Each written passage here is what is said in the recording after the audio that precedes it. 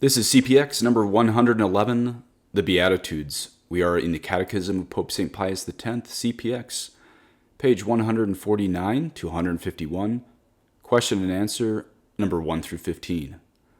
God give you his peace, in nomine Patris et Filii et Spiritus Sancti. Amen. Heavenly King, Consoler Spirit, Spirit of truth, who art present everywhere and filling all things, treasure of all good and source of all life, come dwell in us. Cleanse us and save us, you who are all good. Amen.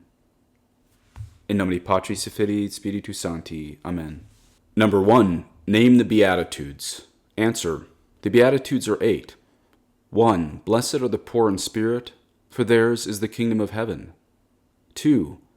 Blessed are the meek, for they shall possess the land. 3. Blessed are they that mourn, for they shall be comforted. 4. Blessed are they that hunger and thirst after justice, for they shall be filled. 5. Blessed are the merciful, for they shall obtain mercy. 6. Blessed are the clean of heart, for they shall see God. 7. Blessed are the peacemakers, for they shall be called the children of God. Number 8. Blessed are they that suffer persecution for justice's sake, for of such is the kingdom of heaven.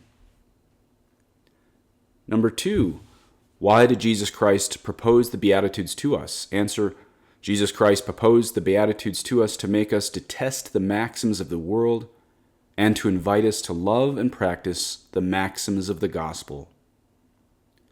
Number 3, who are they whom the world calls happy?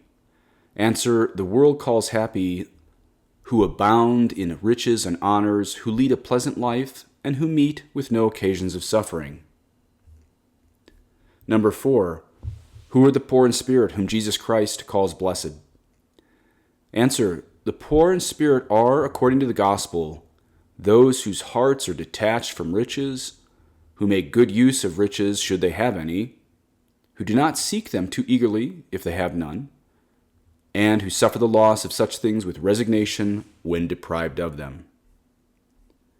Number 5, who are the meek? Answer, the meek are those who act tenderly towards their neighbor, bear patiently with his defects, and accept the offenses and injuries they receive from him without contention, resentment, or vengeance. Number 6, who are they that mourn yet are called happy?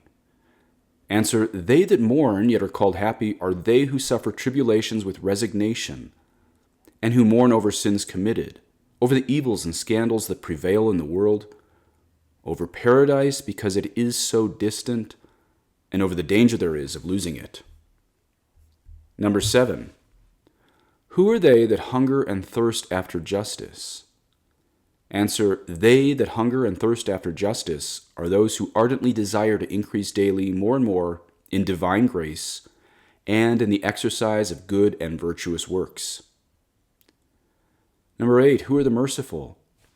Answer, the merciful are those who love their neighbor in God and for God's sake, compassionate his miseries, spiritual as well as corporal, and endeavor to succor him or rescue him according to their means and position.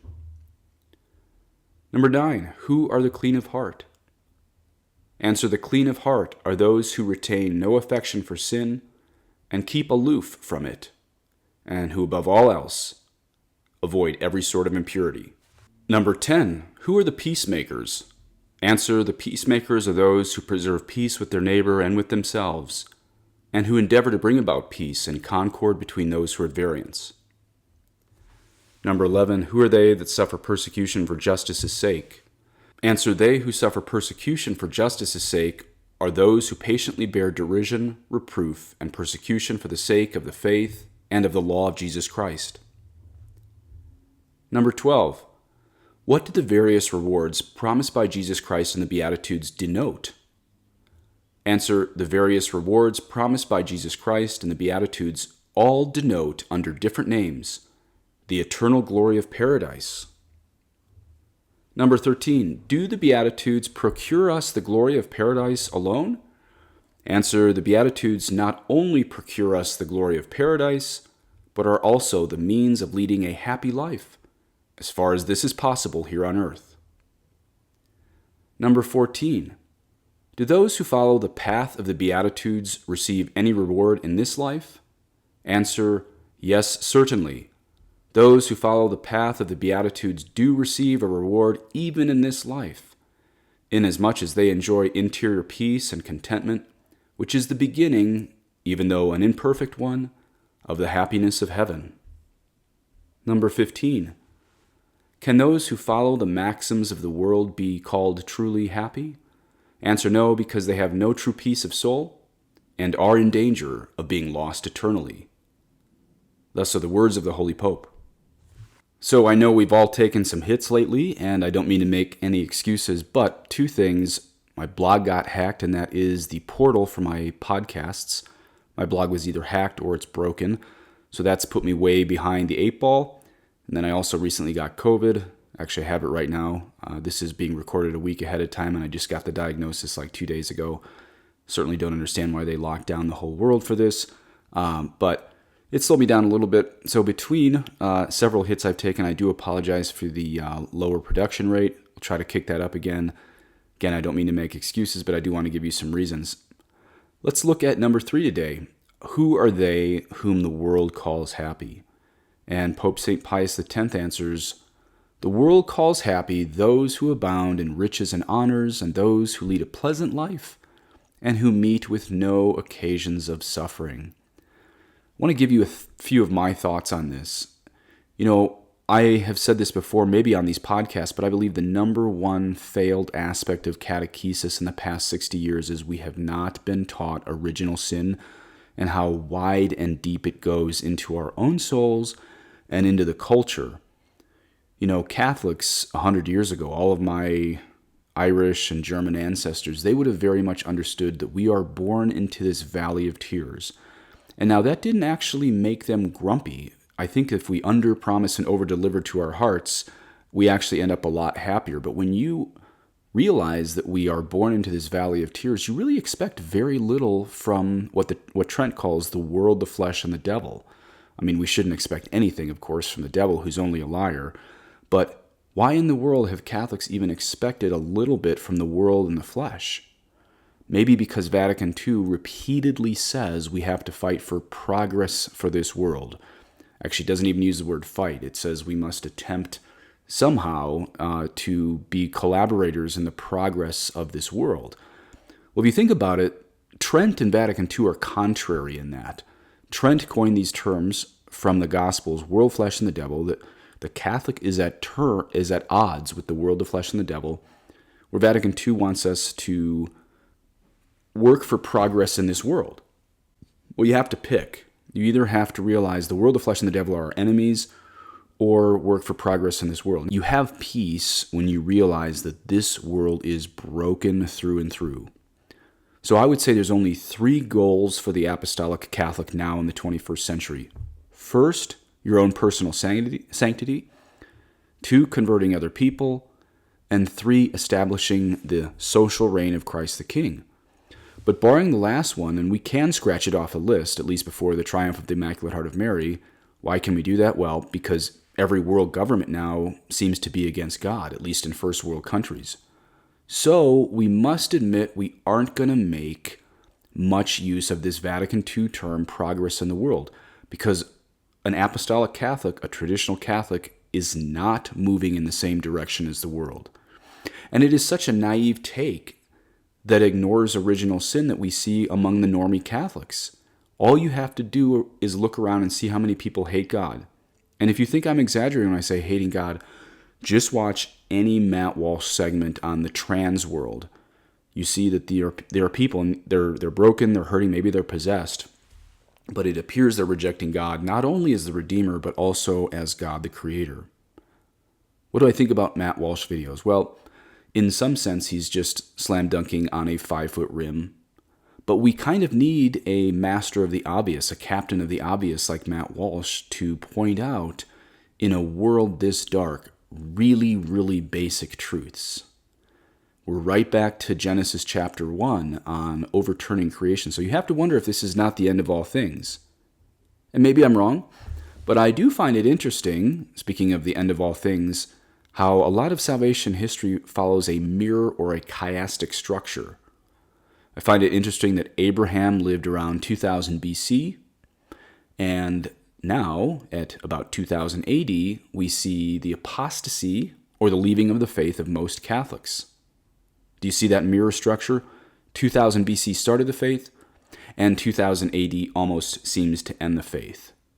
And as we talked about on one of the VLX series, the Church Fathers believe that the end of the world will come about 6,000 years after the creation of the world, and we as traditional Catholics take the Bible inerrantly, meaning we do believe the earth was created around 4000 BC.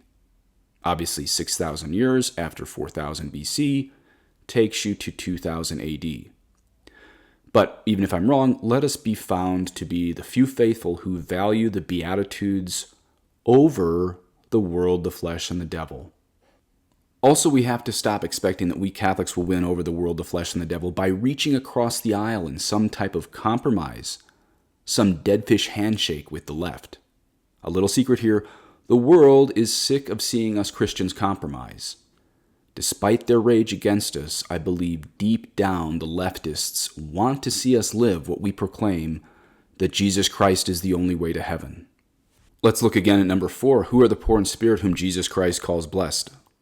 Answer: the poor in spirit are, according to the gospel, those whose hearts are detached from riches, who make good use of riches should they have any, who do not seek them too eagerly if they have none, and who suffer the loss of such things with resignation when deprived of them.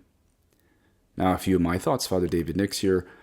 I find it astonishing the poverty of the early apostles and Christians that took over the entire world. Think about how the apostles not only had no internet, that's obvious, but they were basically homeless men before the printing press was invented, and yet they conveyed the same exact faith from Spain to India. Of course, as you all know, 11 of the 12 of the apostles were killed for preaching Christ crucified and risen. But if that weren't proof enough, do you ever wonder at how Catholicism by, say, the 11th century was the same in France and Italy? I mean, yeah, there were tiny differences on the prefaces. We call them the Gallican prefaces said at Holy Mass, found in France.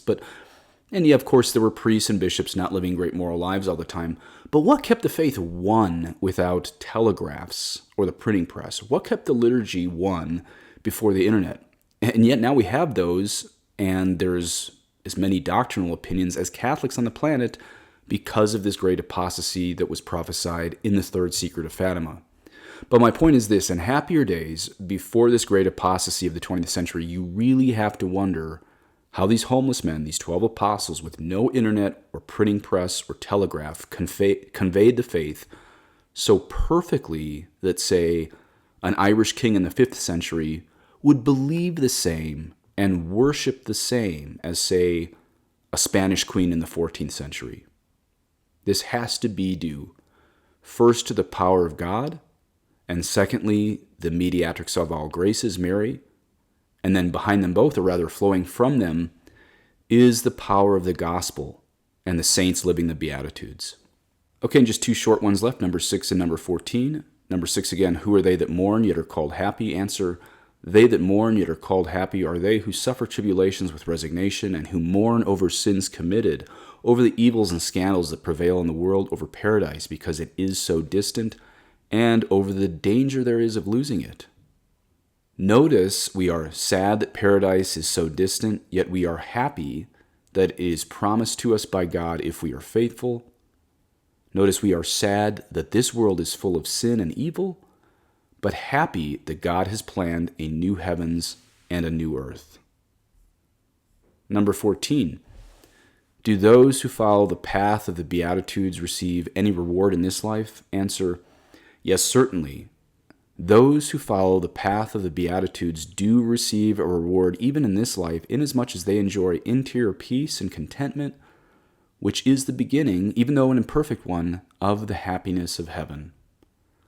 Okay, notice that the peace that you have if you live the Beatitudes here on earth is already a foretaste of heaven, even though the Beatitudes entail suffering here on earth. And please do make sure to get the Catechism of the Council of Trent for our next series, which will follow CPX. That will be called RCT, which stands for Roman Catechism of Trent.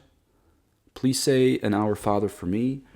Et benedictio Dei omnipotentis, Patris et Filii et Spiritus Sancti, descendet super vos et manet semper. Amen.